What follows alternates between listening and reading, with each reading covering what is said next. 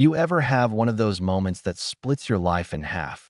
The kind you can't back up from, no matter how much you wish you could? For me, it was the night I learned just how quickly kindness can get you thrown out the front door, all because you cared a little too much for someone else's child. No one touches my daughter when I'm not here, especially not you. That was the first thing Gregory Whitman barked from the doorway, and honestly, I could still feel the chill of his words long after the steam from the bathtub faded away. I was kneeling by the porcelain tub, rinsing out little Sophia's curls, humming quietly, feeling the weight of a summer day sliding off her tiny shoulders. Just me and a fussy 2-year-old with flushed cheeks and warm skin, trying to shake off a low fever while her nanny was gone. And the house felt big and empty except for the sound of her giggles bouncing off the tiles. All I wanted was for her to feel better, you know? But the second I heard Gregory's voice, deep, sharp, the kind that hits like a slap, I knew comfort had an expiration date in this house. His footsteps thundered up the stairs. I wrapped Sophia in a towel and stood, just as he filled the doorway, eyes blazing, fists clenched, looking at me like I'd set the house on fire. "What the hell do you think you're doing to my daughter?" he yelled, and Sophia flinched in my arms, the towel slipping. She had a fever. I tried, my voice trembling but steady.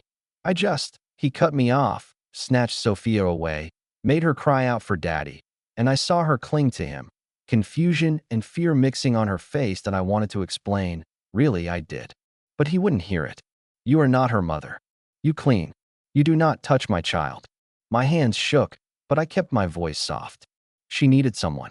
She called for help. But he wouldn't have it. "Get your things. You're done here."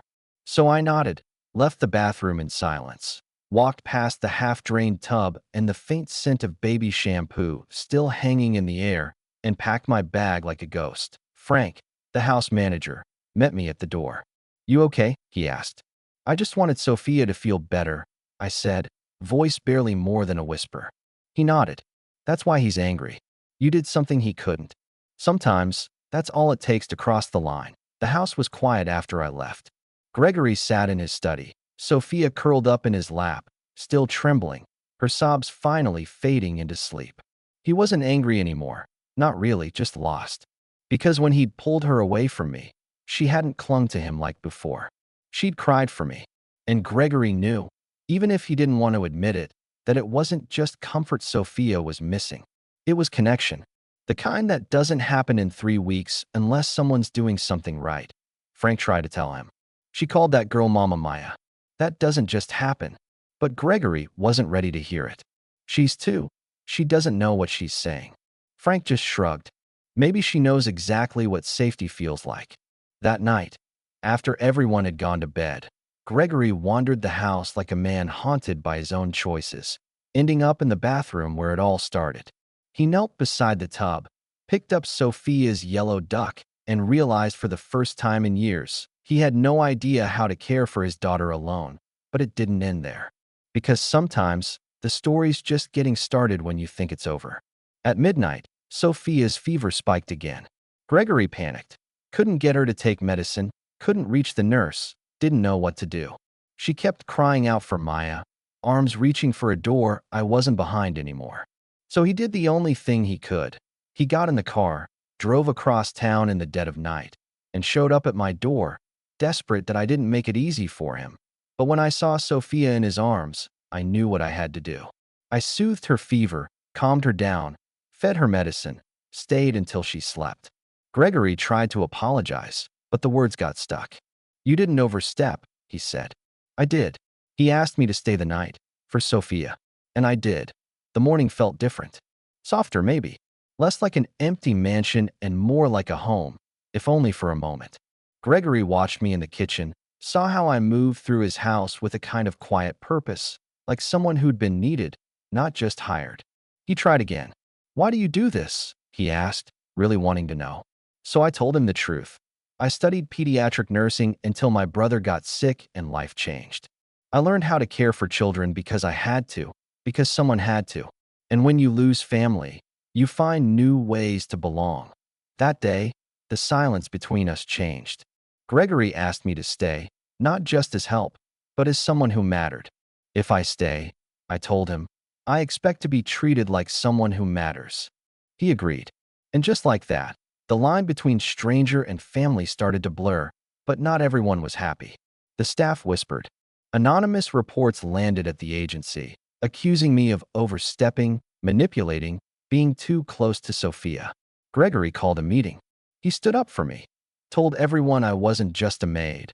I was Sophia's caregiver, and anyone who didn't like it could leave. For the first time, I felt something close to safe. Not because of a title, but because someone finally said I belonged. Then came Gregory's mother, Eleanor, a woman who could freeze a room just by entering it. She made it clear I'd never be part of the family. "Legacy doesn't bend for kindness," she said. "You'll never belong." But that wasn't her choice anymore, and I told her so. That moment, Sophia reaching for me instead of her grandmother, said everything. Trouble didn't end there. Threats started showing up, anonymous notes, messages about my past, about my brother and the choices I'd made. Turns out, the world doesn't like when you survive something and try to start over. Gregory stood by me, even when the past knocked hard enough to shake the whole house. We faced it together, brought everything into the light. The old enemy tried to scare me, even broke into the house one night. But this time, I didn't run.